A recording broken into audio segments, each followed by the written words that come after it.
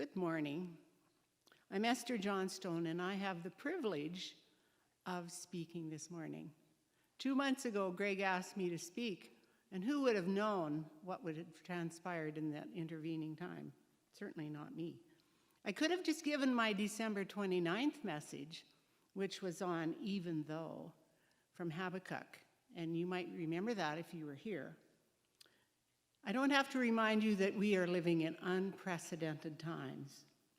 Some are too busy with calving and with getting spring harvest done. Some are reasonably busy. Some are stretched to keep their kids in their schooling. Like me, some are like me who are not busy at all, trying to make each day somehow count. And so even at the end of the day and I'm tired and I think, what did I do?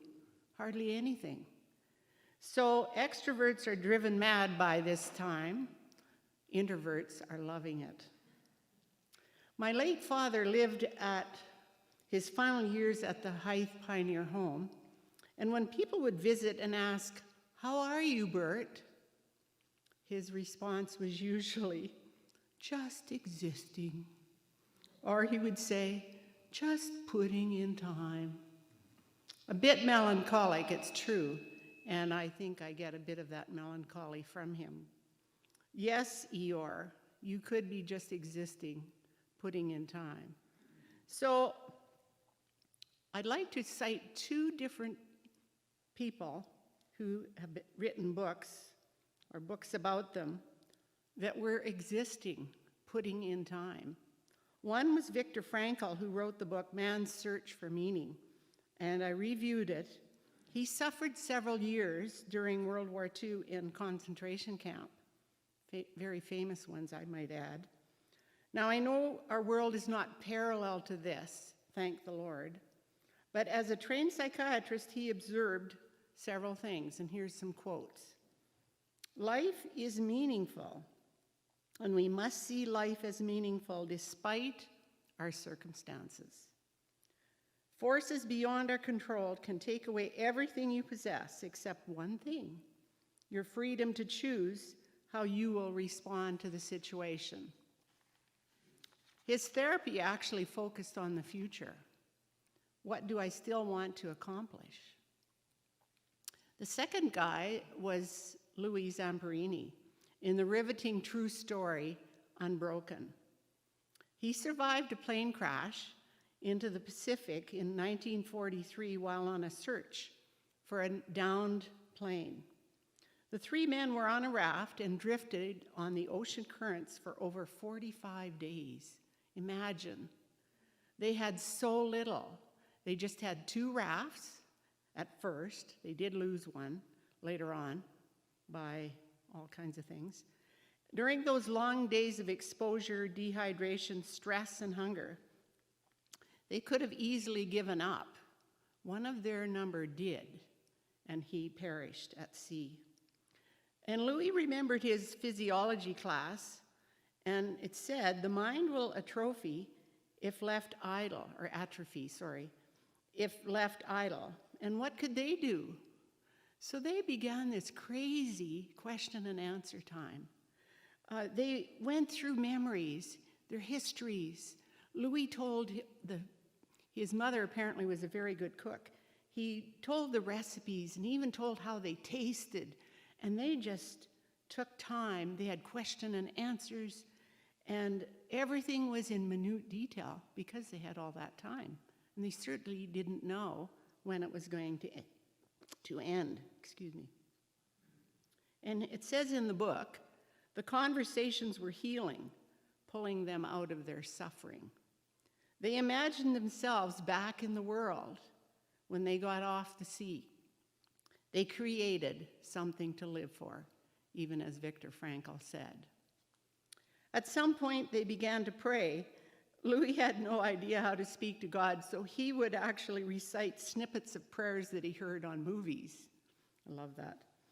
When drinking water ran out, Louis actually prayed out loud, he says. If God would quench their thirst, he vowed that he'd dedicate his life to him. Now, he didn't right away, but later on he did fulfill that. Now, our circumstances today are certainly not as dire as those two stories. Yet there are elements to think about, like, are you keeping abreast with something to live for, even if you're young, even if you're a teenager? Do you have some goals, some dreams? I'm sure some of your goals are going to be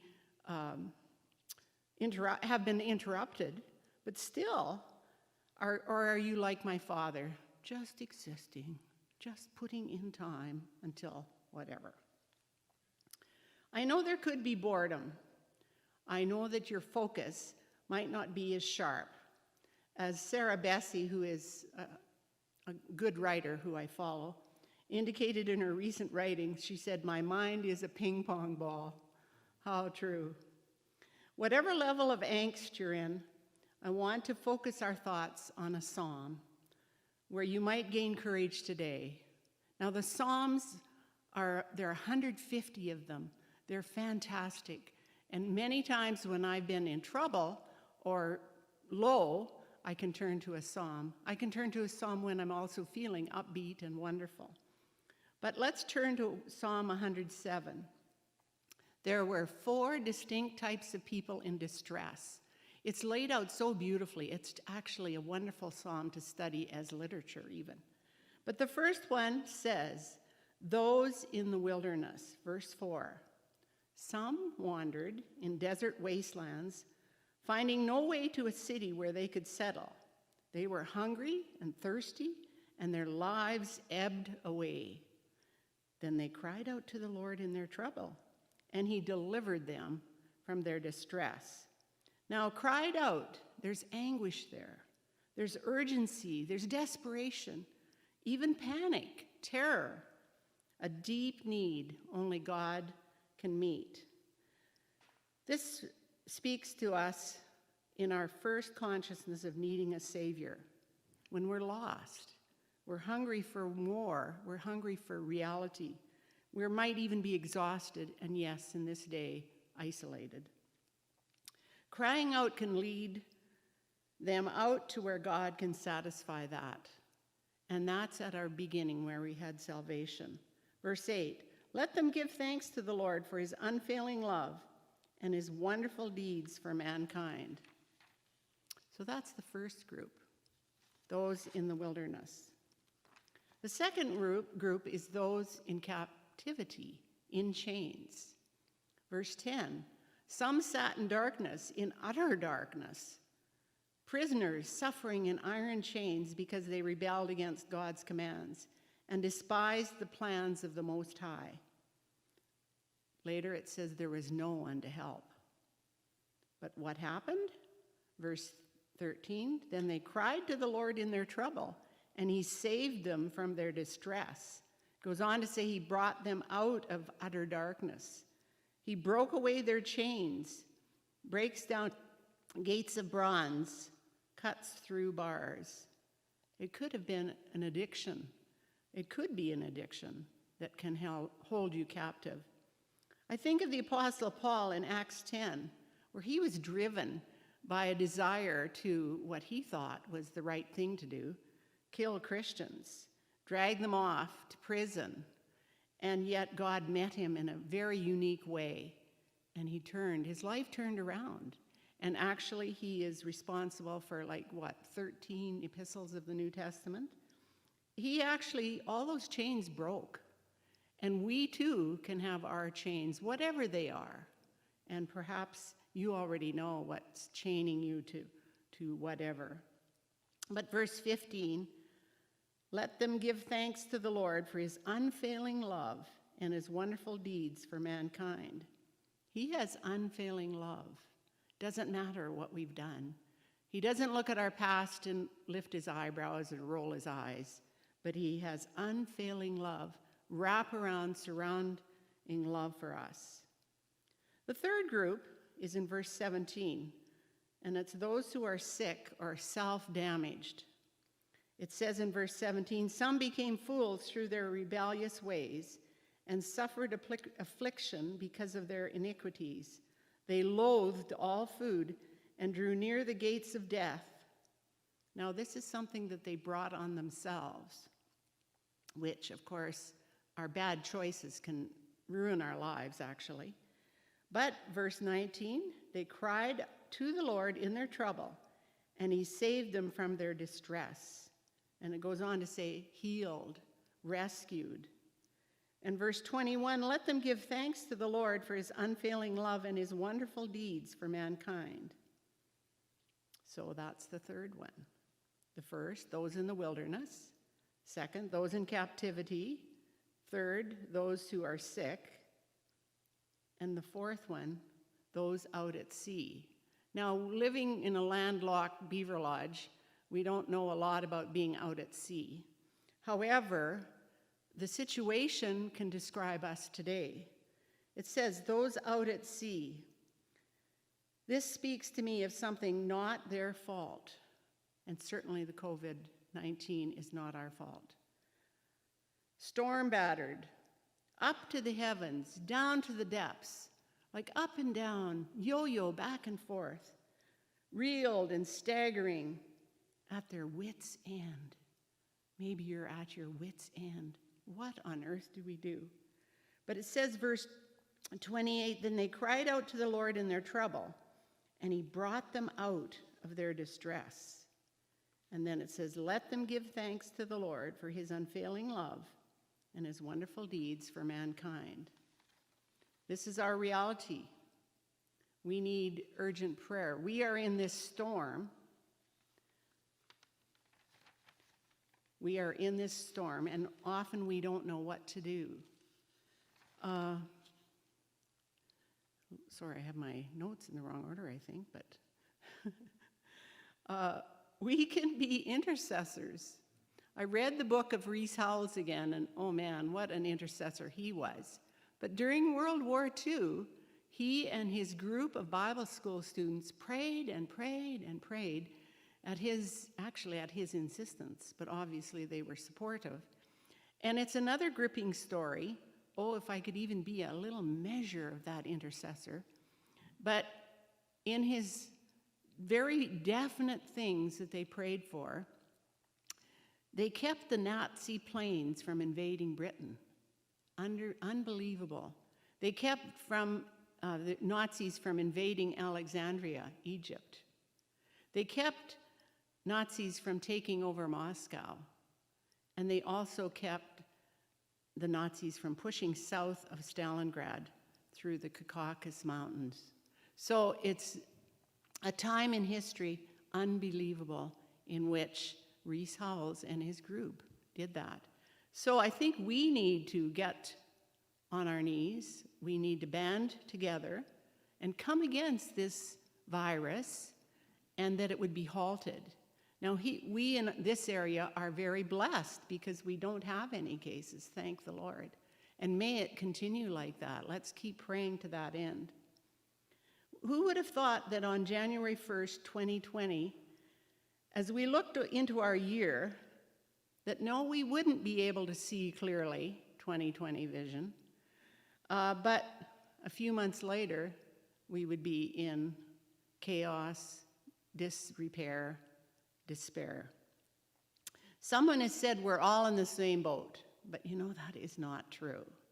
We may be all in the same storm, but we're not in the same boat. Some are struggling financially and will continue to struggle. Some are wondering if they're going to lose everything they've built.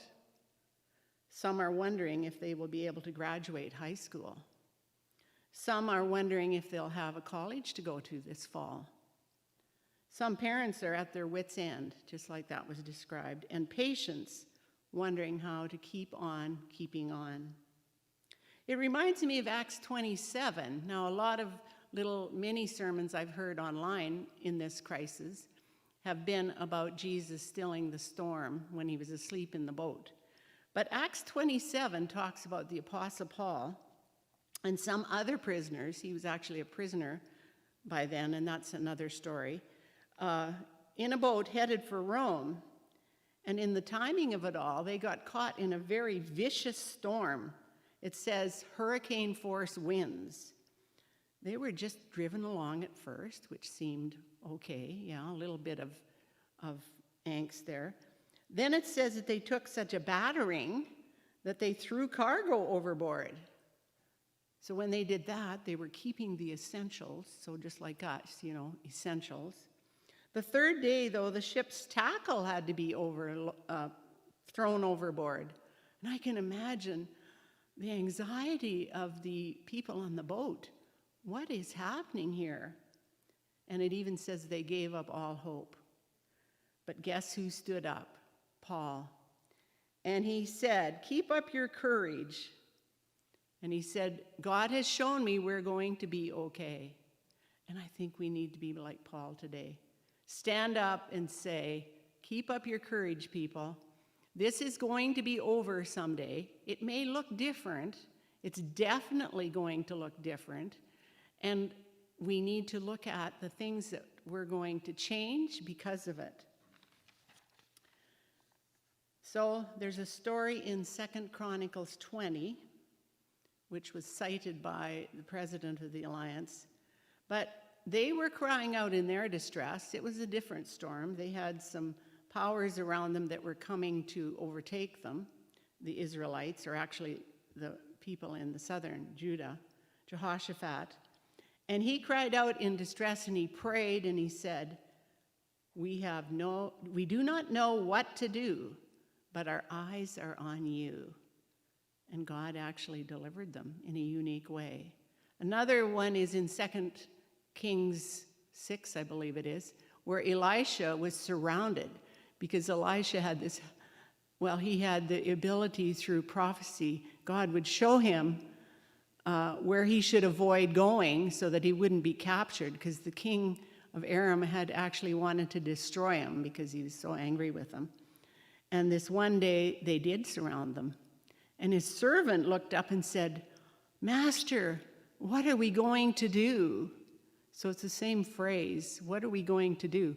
And Elisha said, "Lord, open the eyes of our servant." And he looked around, and all around were angels, and they were protecting them. And it's a marvelous story too. So Hebrews 12, 1 and 2, Pastor Michelle cited this last week, but it's worth citing again. "Since we are surrounded by such a great cloud of witnesses," and isn't that, I used to think that said a crowd of witnesses, but I'm sure it is a crowd as well as a cloud.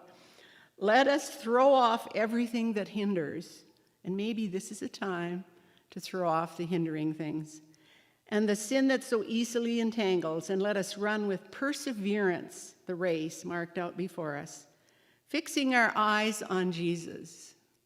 Now, I have never plowed a field, but I understand that when you look at a field, when the farmer looks at the field and he's going to plow his first furrow, and it should be straight, he focuses his eyes on the post at the end, and then he drives straight to it.